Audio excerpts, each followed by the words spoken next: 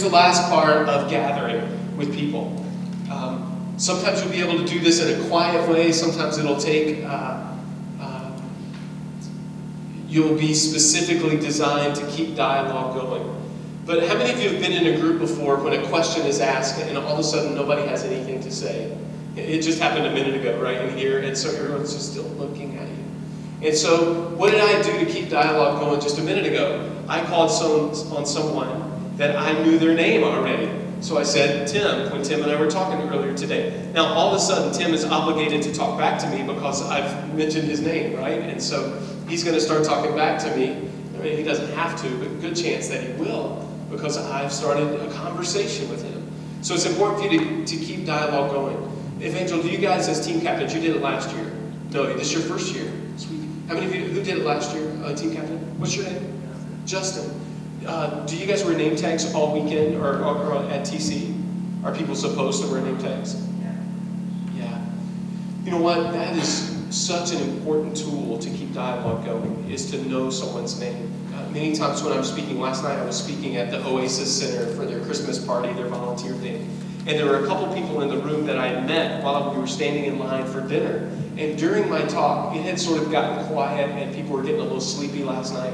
And so I just called out Clarence Webb's name, and I called out Ralph Mann's name that were in the congregation. And then all of a sudden, people got a little nervous I might call their name, so they started listening more, right? And so, but you can use people's names as a tool. Because if I say, Emily, she's going to stop talking. What's your name?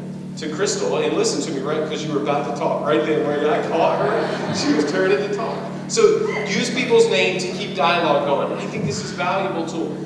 Listen, you have a name so people will use it, not people will say, hey, you. So lead by example and call people by their name and use their names in that. All right, so we talked about understanding why you're here, why you're leading. And the second thing is the importance of gathering your group. You know, I don't know about you, but when it comes to Thanksgiving and Christmas time around my house, we gather around the table. We gather in the living room around the Christmas tree. And we do that, and when we are gathered together, we feel like a what? A family. And when you feel like a family, for some reason you feel like you belong somewhere. And so be a leader and make sure that you gather your people so they do feel like a family. All right, let's move on to direct. Woo, we're flying through this. This is good. The next one is direct. The first thing that I want you to know is that as the leader, part of your responsibility in a small group or a big group is to direct the group. And many times we just assume people know what they're supposed to be doing. So I want you to remind yourselves often to recap the process. And sort of inform the people that you're leading of the process of what we're doing next.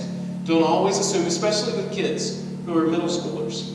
They are lost people. You were just there a few years ago, right? And so you just wander around aimlessly like a herd of cattle. And so you as their leaders need to lead them and inform them of the process that's next, right? And so be sure that you do that. Don't forget to inform people of the process.